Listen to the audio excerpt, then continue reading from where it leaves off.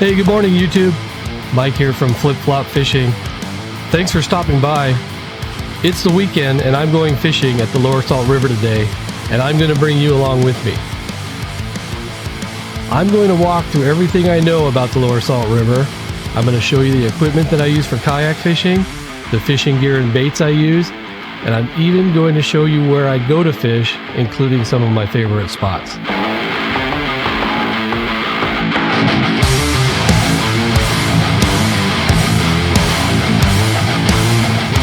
This is a different format than what I normally do, so let me know what you think in the comments. All right, let's get the boat in the water. I think it's going to be a good day to fish. Oh shoot, hold on. Let's back up a bit so I can show you how to get here. By the way, thanks everyone for watching. Thank you for subscribing. Thank you for the likes and the comments. The support has been mind-blowing. It's much appreciated. The community starting to build around the channel is pretty cool to witness, so thank you. The spot I'm going to launch from today is located about 30 minutes from Phoenix.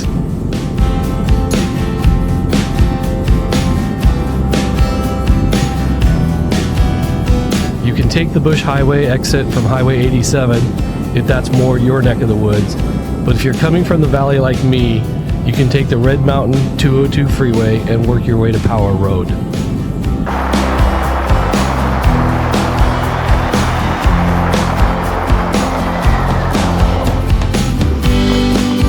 Once on Power Road, head north.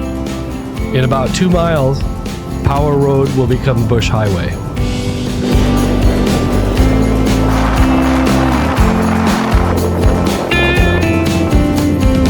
As you go around this corner, look for the sign, then turn left.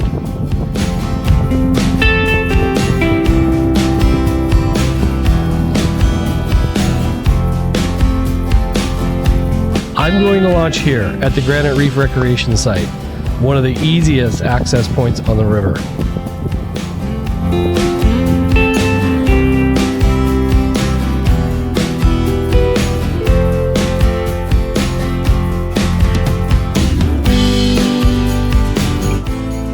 While I'm making my way to the river, here are some things to know. Granite Reef is open 24/7. It's one of 6 recreation sites along the Bush Highway, and I'll talk more about the others later. You need a parking pass to park here. I'll add a link in the description with more information. The Forest Service does patrol through here quite often, ticketing folks without a pass display, especially on the weekends.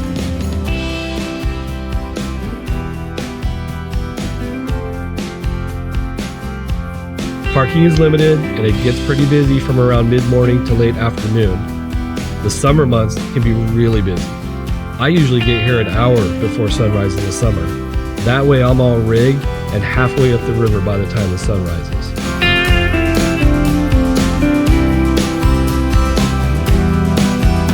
There are several areas to launch and retrieve a kayak. The ones I like to use are here and here. This one on the far left is the easiest launch point of them all. The other launch points have varying technical challenges associated, but they're okay in a pinch. The Lower Salt River is really one of the coolest spots in Arizona, and an extremely popular destination due to its close proximity to the city. It's a postcard quality stretch of water flowing through the Tonto National Forest. Wildlife is everywhere here. It's not uncommon to see wild horses, bald eagles, river otters, and tons of birds. I've even seen javelinas and bobcats here. The section I'm fishing today will cover about 2 of the approximately 12 miles of river that runs from Stewart Mountain Dam to the Granite Reef Diversion Dam, located just downriver from where I am now.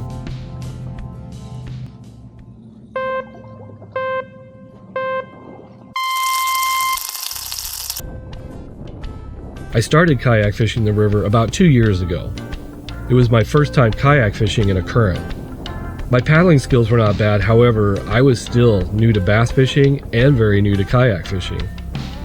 I think I handled it well, all things considered, but I did make some rookie mistakes every now and then. I've learned a lot over the past couple of years, and now I consider myself to be a much more experienced river kayak angler. Being a river that services the valley's water needs, the water level and rate at which it flows changes all the time, sometimes multiple times a day.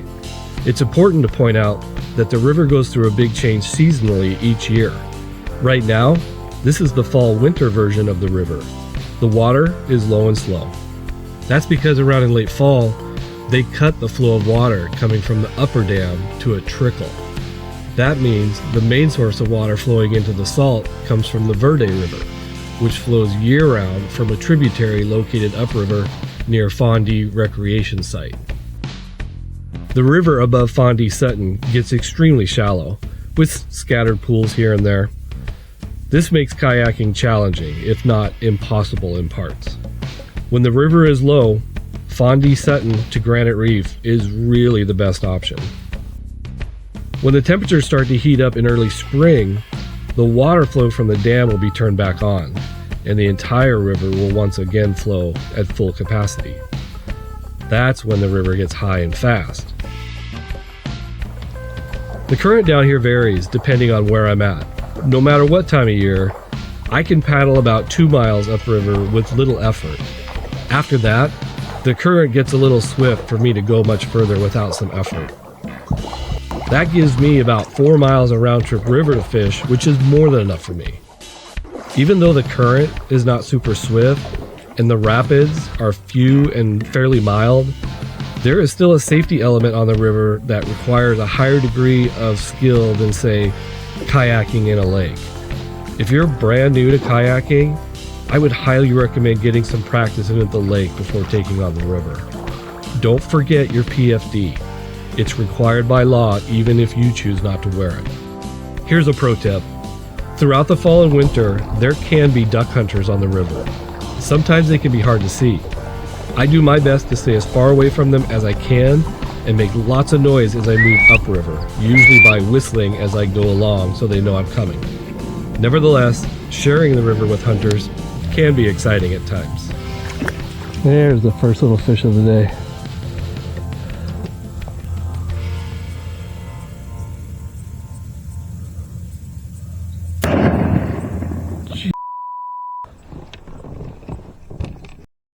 Hey YouTube, Mike here from Flip Flop Fishing. I thought this part would be easier to shoot in my backyard than on the water. This is my river kayak. It's a Lifetime Teton fishing kayak. I think I got it at Dick's Sporting Goods. It's nothing special. It's not high end or anything. I think a new one costs like $600 right now. But I got it because it's light, it's fairly stable, and it's pretty quick through the current. This is not the type of kayak you can stand up in, unfortunately, unless you have exceptional balance, which I do not. Most importantly, though, it's helped me catch a ton of fish. But this isn't as much about my kayak as it is about the accessories I've added to it to make kayak fishing in the river a little bit easier. There's a bazillion kayaks to choose from. There's paddle boards, float tubes, even small boats. You don't have to have a kayak to fish in the river. Just get what's best for you. However, in my opinion, no matter what type of watercraft you use, one of the must-have items I recommend for river fishing is some kind of anchor system, or as in my case, 2 anchor systems. I know some people like to float with the current and fish, or pull into the bank and toss, or even wade in the shallow water and throw casts. And there's nothing wrong with that. I do that too. But I mostly like to anchor in place. I find it makes fishing much easier if I'm not having to constantly battle the current, the wind, and the kayak all at the same time while I'm trying to fish. I've seen plenty of people new to the river not have any type of anchor, and they're spending the whole day trying to maintain position. They're just not able to fish very effectively. On the rear, I have a power pole micro anchor. It has an 8-foot spike that goes up and down by remote control through this housing unit here. The spike digs into the river bottom and holds me in place really well, even in rock. I keep the remote control around my neck, and then I have another one that's fastened to the boat. It's great for anchoring quickly in shallow water. I made the mount out of starboard, and I'll be honest, these things are not cheap. In fact, this cost me more than the kayak itself. It's worth every penny though, in my opinion. I used to have a manual DIY version of this that I built myself. It was operated by pulling a line through a series of pulleys to get the spike in and out of the water. And I was able to build that for a fraction of what this cost. But I just love my gadgets, so I just had to have this. Up front, I have my second anchor system. Why do I have two anchor systems? Number one, this is what I use when the water is too deep for the spike. And number two, I sometimes use it in conjunction with the spike in the back to hold the boat at a certain angle or hold myself steady in the wind. And sometimes I just want to face up river and fish that way. I use a 5-pound mushroom anchor. The anchor line system is made by Anchor Wizard, and it's very simple to operate. The anchor nests inside this chute, and all I need to deploy it is to turn this handle counterclockwise and it goes off. Once it's at depth, I can lock the rope from going out further using the crank again.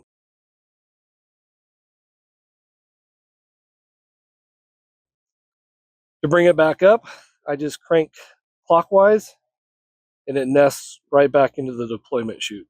Easy peasy, works great. Here's a pro tip for you. Whatever anchor system you go with, I'd stay away from the type that digs into the bottom like a claw anchor. Trust me, they get stuck all the time, and no matter how you rig it, it's just not something you want to be dealing with in a current. I have a fish finder. This is a Garmin Striker 4. Having a fish finder is totally optional. I don't really use it to find fish. I mostly use it for the depth reading, so I know if my spike anchor will reach the bottom. Although I hardly look at it anymore because I know the river so well. Every fish finder needs a transducer. I have mine rigged up on this transducer arm off the side of the boat. It's not ideal placement, but I opted to go with this over other options for now.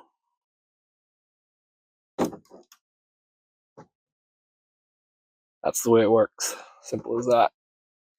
I installed hatches in the front and the rear of the boat. Inside these, I don't carry much. I keep some rope. And then here's the battery for the fish finder, and there's a similar one to this in the back for the anchor spike. I don't carry much tackle with me. This is about it. I don't really need very much. I made this low profile rod holder out of PVC. I still need to put some finishing touches on it. If you do something like this on your rig, just remember to watch out for low-hanging branches. I do try and leash everything down that I can. Eventually, you're going to flip if you're out on the river enough. I've done it twice myself.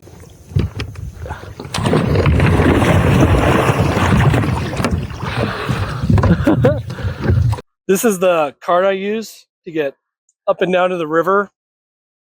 I don't usually bring this with me if I don't have to. I actually walk this back up to the truck and stow it. I can break it down and put it in the back if I need to, but it weighs quite a bit, so I like to shed the weight if I can. So that's pretty much it for the kayak rigging. If you have any questions, feel free to leave them in the comments. I think for now, though, it's time to go fishing.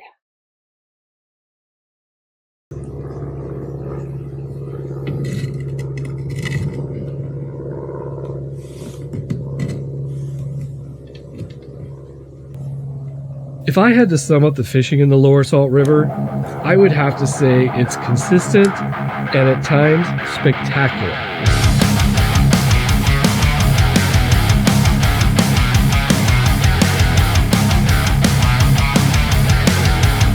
But with a disclaimer. Got one. While it's entirely possible to catch dozens of fish in one outing, the bass here are small, typically a half-pound or less. There are some decent-sized bass here. All right. They do exist. This is about the typical size. But they are not common at all, at least not in my experience. I've caught literally hundreds of bass in the river, and only a handful were over 2 pounds, with my largest being 3 pounds even. Awesome, 2 1/4 pounds. 2.7 pounds. 3 pounds. Got one. But if you want to get out and just catch fish, the bass here are aggressive and will fight you all the way to the boat. All right. Nothing fights like a river bass. There's another one. And believe it or not, fishing here in the winter does not slow down like it does at the big lake. In fact, and don't tell anybody this, I think the fishing here is better in the fall and winter than it is in the spring and summer.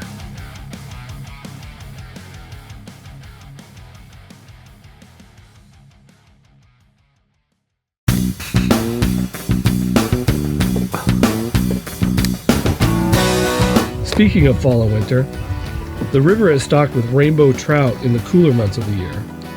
That is a trout.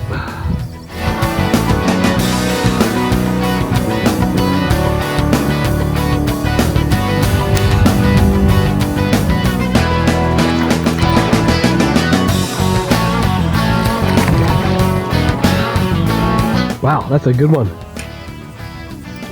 Trout fishing at the river is extremely popular.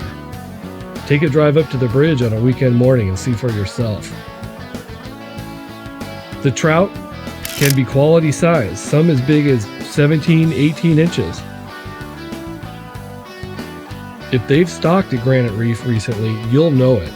It can create some crazy good fishing. I've completely lost count of how many fish I've caught today.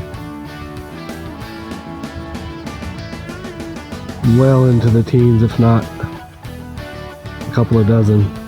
I think it's a couple of dozen at least.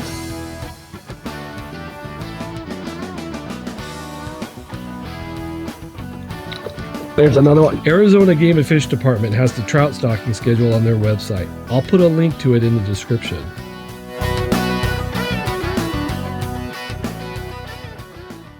So fishing has been good so far. I just thought I'd take a little break. We've got 17 largemouth bass in the boat so far. It's been really fun. While I'm here, I thought I would show off the rods and reels that I'm using real quick. This is what I'm throwing my Texas rig on. This is a Cast King Kestrel BFS reel, and this rod is made by Old 18. This rod is actually no longer made anymore. They have a new line of BFS rods. But this is made by Old 18. It is a 7-foot light, one-piece BFS rod. This is the spinning rod I use to throw jerkbaits on. It's a Lew's Mock Crush 6-pound test. This one is a 7-foot, one-piece, medium action fast. It's nothing special, but it gets the job done. Casts really far. That's what I like about it.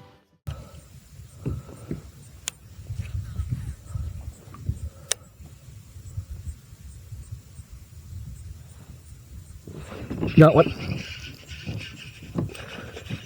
Oh yeah, I felt that one.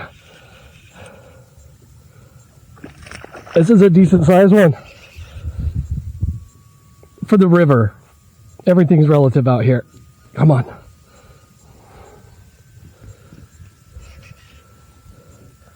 Yeah, he's got some fight in him. Not huge, but again, for the river, this is a decent sized bass. More than decent. This is well beyond average. Yeah, check that out. And that was caught on a Texas rig. I'll show you here when I get him unhooked.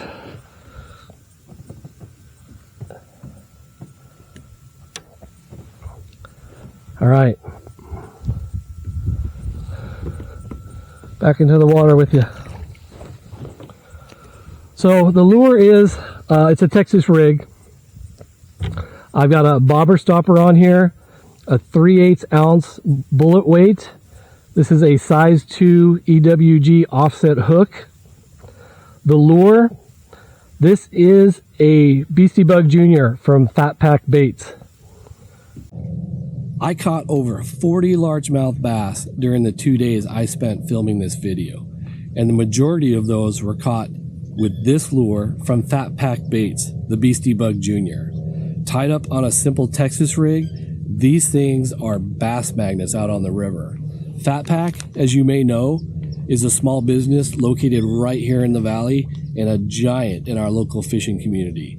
They co-sponsor a lot of local tournaments and other fishing related events. I've been throwing their stuff for a while now, and I can tell you they are as passionate about what they do as I am about fishing, and I'm happy to support someone who supports us. Check out their website at phatpakbaits.com. They really do make some great baits. You know, lots of action, durable, tons of colors to choose from, and with an industry-leading pack size, they're also a great value. So go get yourself some Beastie Bug Juniors, a 3/8 ounce bullet weight, and a size 2, not a 2/0, a size 2 offset EWG hook, and go fish. Green pumpkin, blue flake works anywhere, anytime. Black and blue flake in dirty water is money. Phatpakbaits.com. Use discount code FlipFlopFishing for 25% off. And the way I fish it, I throw it out, I let it sink, and then I just let it sit for a second, because a lot of the time the fish are going to bite it on the drop. You'll get a bite right away. And then I'll just do short reels back. That lifts it off the bottom and then lets it settle again. It gets those it gets those claws flapping. And then if I don't get a bite after a few moments, I'll reel it back in, cast again, let it sink, do it all over. Now when you get a bite, you usually know it. You'll feel a tap tap. A lot of times if you have bright line like I do, you can see the line start to tighten up real fast. But you'll feel it. These river bass are usually pretty aggressive. You can feel when they bite. Thought I had one there, but that might have been grass. That's another thing out here when you're fishing these. These are mostly weedless, as in the hook is more or less out of sight, out of mind. But there's a lot of grass out here. You just have to kind of get used to it. It's part of fishing in the river. It'll get better here in a couple months, but once summer hits again, the grass will start to grow with a vengeance. But the grass is your friend when it comes to fishing sometimes.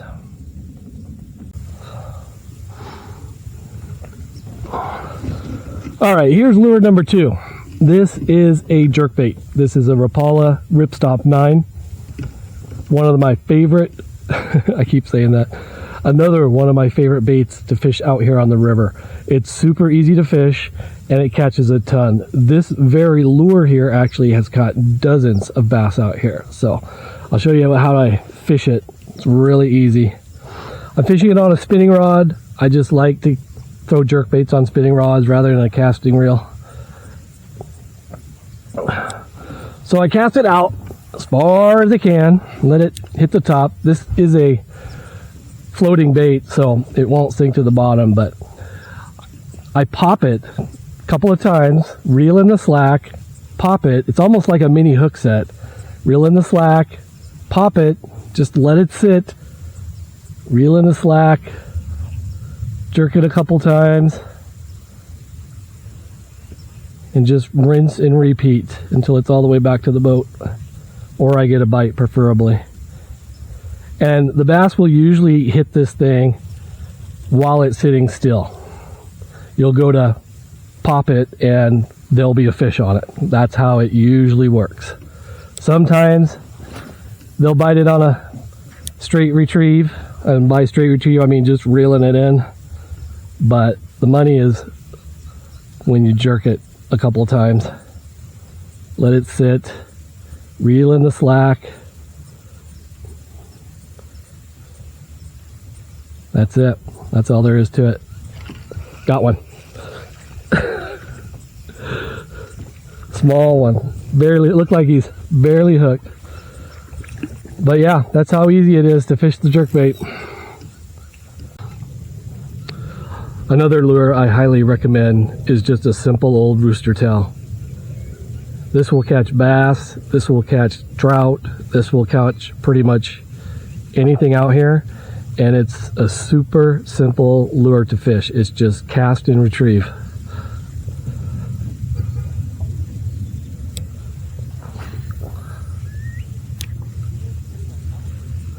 I like to keep it just below the surface. I reel just fast enough.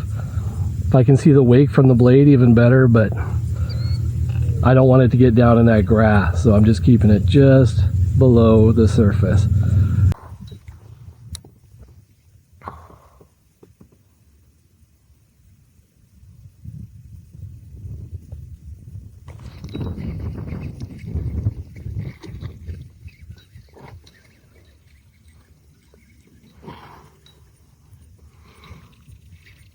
That is a big trout.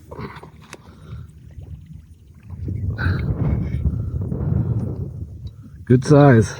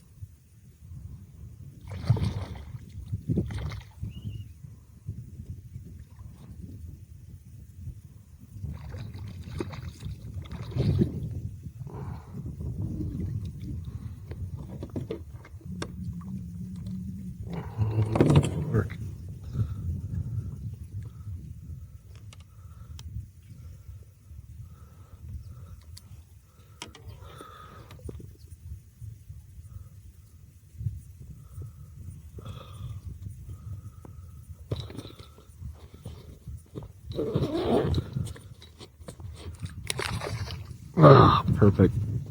The first section I'm going to cover is here, the area downriver from Granite Reef, all the way to the buoy line that marks the off-limits area for the dam. There's some good fishing down this way. I've caught a lot of fish here.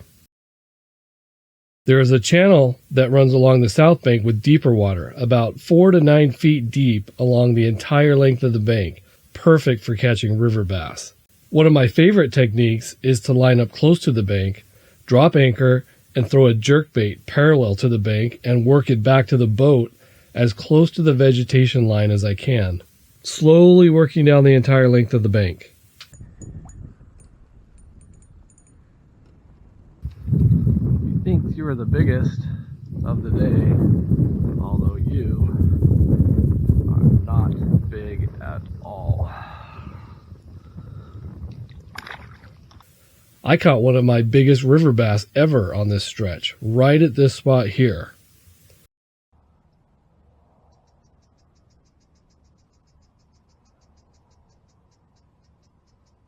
Making good casts on the river is important. You will catch more fish if you can really tuck your bait in there close to where the fish are hiding out.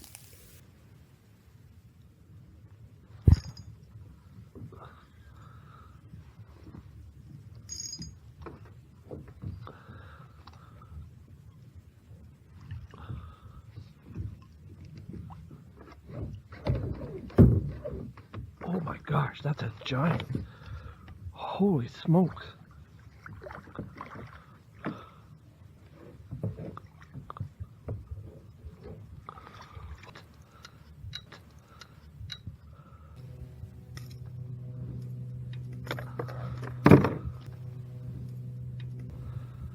Not bad for the first fish of the day. How big are you? 2.7 pounds.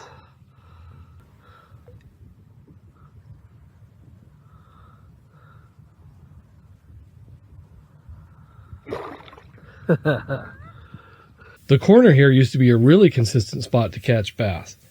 I haven't had much luck here though since the flooding in March of 2023. Watch out for the big submerged rock right about here. On this northern bank, there's a deeper channel that starts about here and runs downriver that is a good spot to hit. The reeds near the buoy line can be stacked with bass at times. The middle of the river and this section of the bank are very shallow with lots of grass. I tend to skip over it. This is probably the most pressured section of the entire river except up at the bridge when they're stocking trout. It's deep here and worth making a cast or two to see if it's holding fish that day. This bank is worth a few casts as well. There are some juicy spots along here. The corner, it can be hit or miss. It's very shallow up this line of reeds. The opposite bank is also very shallow. Honestly, I don't spend a lot of time in this area. This section gets hit a lot. In this section, I'm just going to focus on the upper half for now. The lower half is very shallow, and I tend to skip it for most of the year. In the spring and summer, when the grass mats form, I may go over these shallow sections with a frog and see what I can get, but otherwise, especially during the winter, I stay out of the shallow sections. In my experience, they just don't hold a lot of fish. There's a lot of good fishing here. It's usually where I catch my first fish of the day.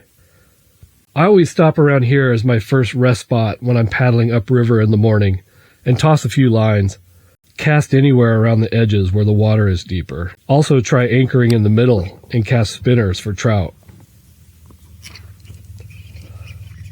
This section near the island is deep, around 9 feet or so, and consistently holds fish.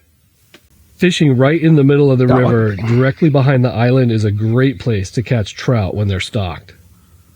I've had some really productive days fishing just this section of the river. Another great section to spend some time in. There are so many good spots here. The blue lines indicate where the water is deeper near the banks, while the red lines represent the shallower areas. This section has the best of everything the river has to offer, concentrated between the grass islands. There are reeds and grass that line the banks, tree laydowns and overhangs, and there's a good mix of deep water with sharp drop-offs and shallow water flats that are great in the spring and summer.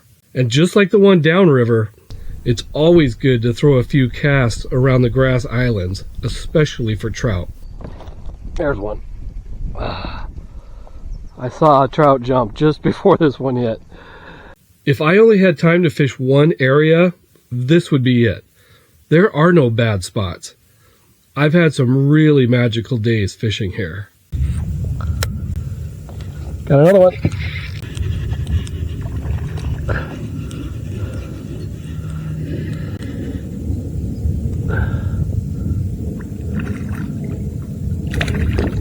Nice.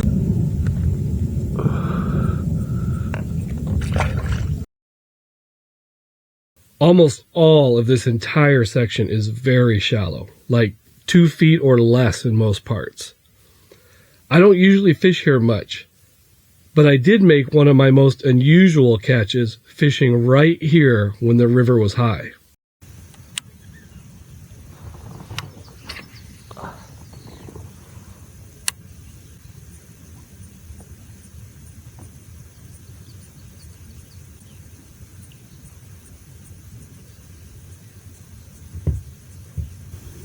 What is chasing my frog?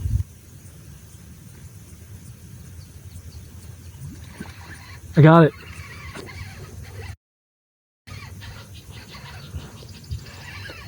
I just caught a frog on a frog. That is a huge frog too.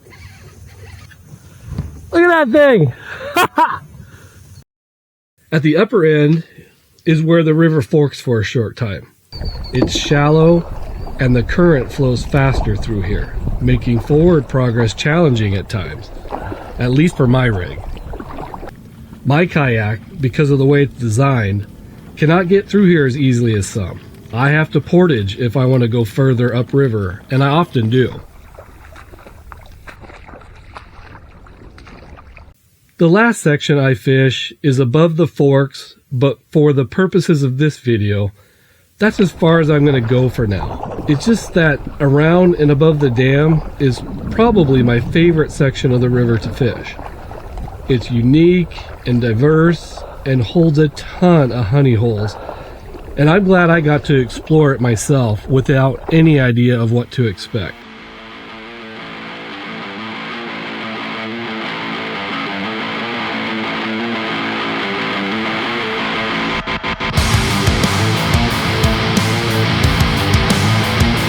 Well, YouTube, I'm back from the river.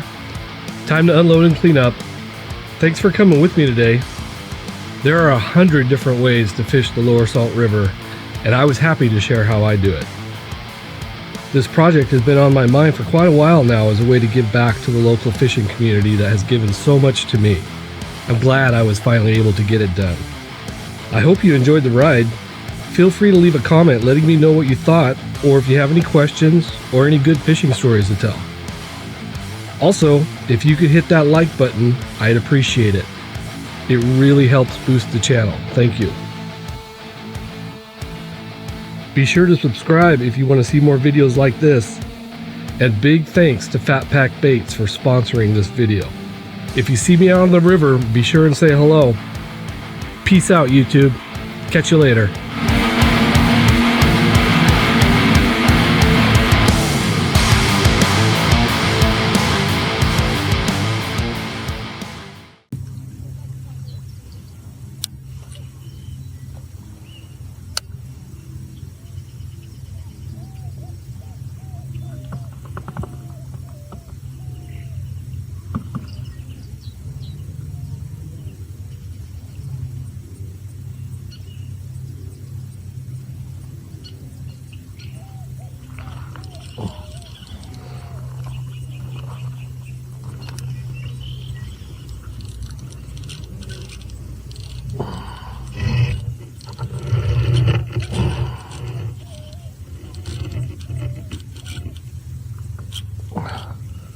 Jeez, this one feels pretty big.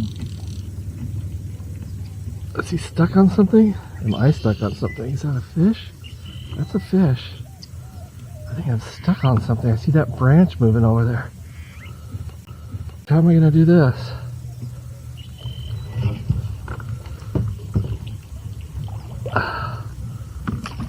That's definitely a fish. If he stays on.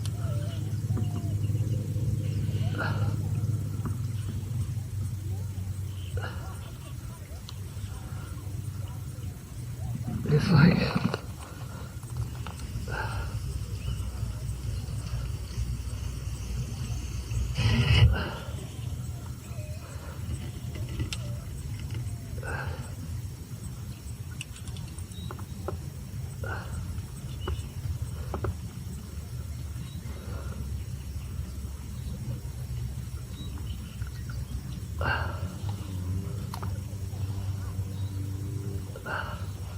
it's a big bass, and it's definitely caught on a stick.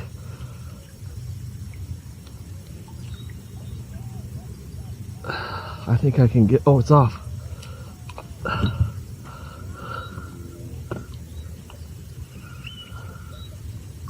Oh man, that's a big fish for the river. That's huge. Holy crap. That is a big fish for the river. You are hooked good. That's why you didn't come off. Wow.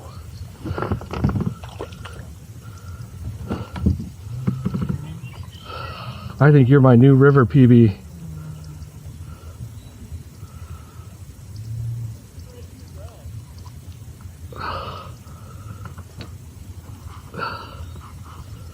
£3. My old record was 2.6, 2.7. I can't remember. This one's 3 pounds. This is the first 3-pound bass I've ever caught on the river.